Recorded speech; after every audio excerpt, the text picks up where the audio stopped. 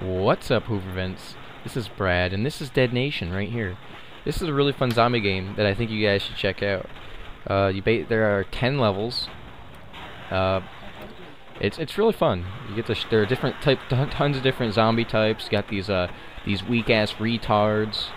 You got these fat ass things that explode. You get a lot of cool stuff. You can upgrade your guns with money. You can buy different grenades and upgrade those. Different things like the mines you can upgrade, for example. They can have multiple explosions with one mine. So it's like rather than buying 5 mines with 1 explosion each, which is 5 mines, you could have 5 mines with 5 explosions per mine. So that's like the equivalent of having 25 mines. So that's pretty cool. And one thing about this game is the lighting is very nice, especially in HD. Ooh, there's a ladybug on my computer monitor. Get the fuck off. No, don't go over it. Get the fuck down.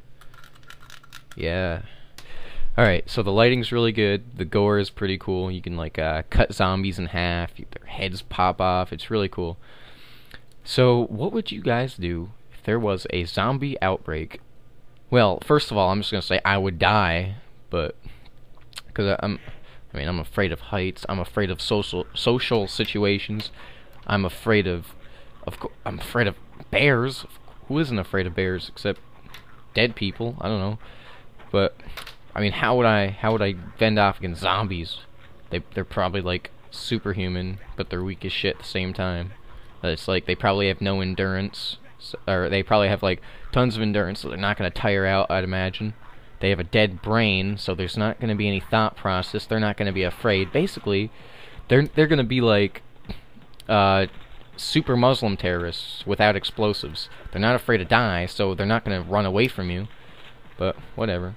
So the best thing to do would probably go to Walmart, or just like lock yourself into a basement, because I guess that's easy. They'll never get you there, and they'll never know you there. So why would they go there?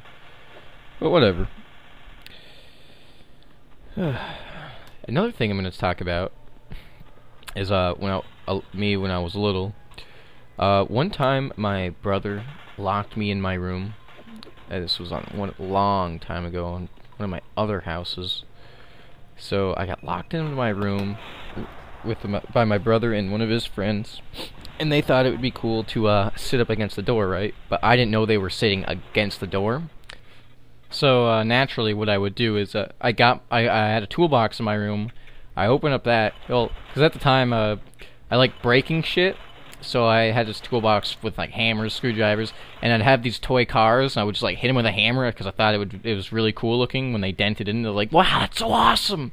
So I took a screwdriver out of the toolbox and I stabbed it right through the middle of the door, and I guess it's a really good thing, unless I wanted to be a serial killer, that I didn't stab it to the side, because they were sitting side by side against the other side of the door, and I just went right in between their heads.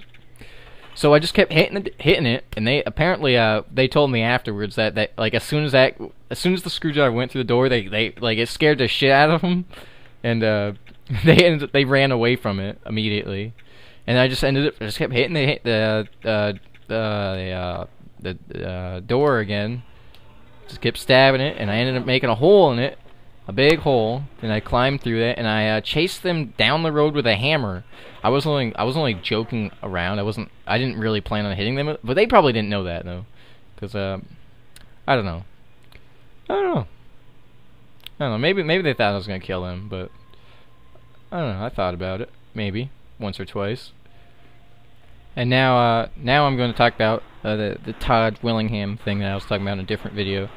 Basically, he was, well, I believe, after like watching this little documentary by Frontline, just from what I was given on information, I would assume he was innocent. Like, at first I didn't, because apparently he was abusive, he beat his wife and shit, but he really loved his kids. And, okay, to the point. Okay, Todd Willingham, one night, he just ran outside of his house, there was a fire, blah blah blah, he's like, my babies are, my babies! He had like 3 kids or something. And then, basically, a news camera crew thing got there, the fire department.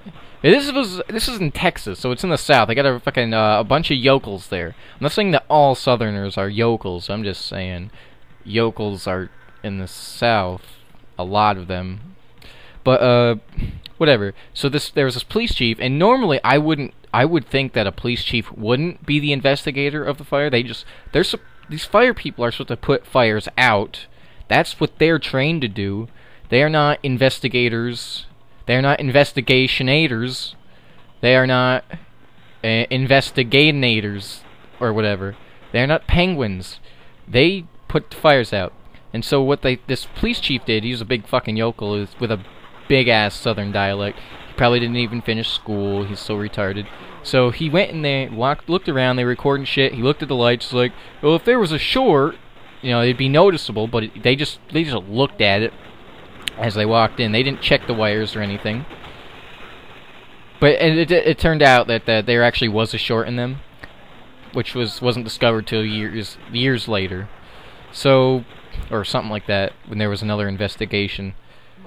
So they were looking at the floor, and the guy was saying, well, that looks like there was like a flammable liquid poured, like gasoline or something, like he was pouring it on the ground. Then he started the fire later and got out. Which there was another investigation by different people that actually had degrees and shit, and they knew this stuff. That said that's like a flash explosion or something, where like the fire just comes up so quickly, it just has that effect.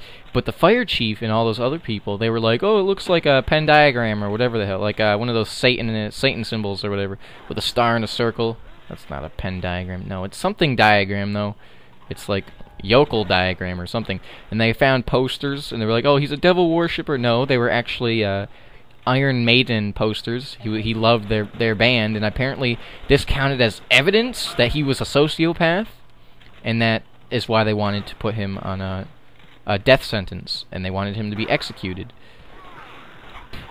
And after the second investigation by smarter people, it ended up doing another interview with the fire chief, and he was like, I don't care how many books they read, I don't care how many doctorates they got, or any degrees, I know this man killed his babies, or something like that.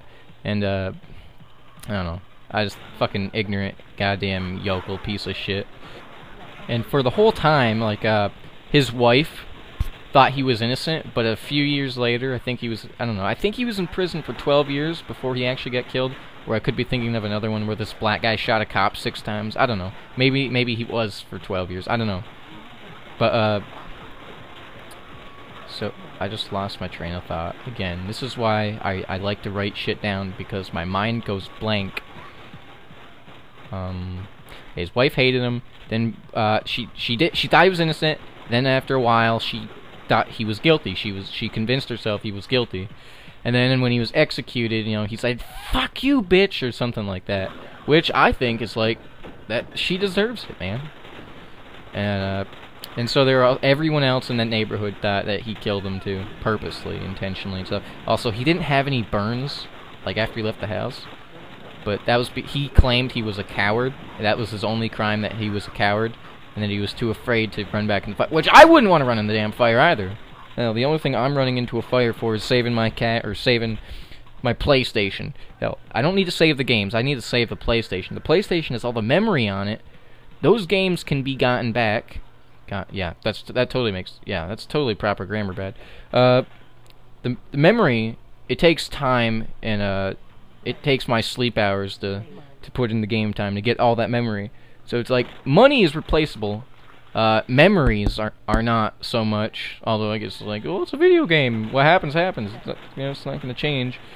It's kind of true, but I don't want to. I accidentally erased the GameCube memory card because it needed to be formatted, but I wouldn't have done it if I remembered what was on the damn thing. But because it sometimes worked and it sometimes didn't, if I had to pop it in, pop it back out, like one of those old systems where you got to keep blowing it and blowing it and blowing it and blowing it and blowing it like a Friday hooker or something, and it would work. But you know, I just ended up just reformatting it, which deletes everything on it. And then after I did that, a few seconds later, I remembered time splitters and a bunch of other shit. And now I lost it all. I had a monkey gun unlocked, which it's a useless gun, but the fact of just having it was awesome. I had the game beaten on almost every difficulty. I had a bunch of arcade unlocks, a bunch of characters, and all that nifty gritty stuff. And And that is the end of the video. Peace out, Hoover Vents.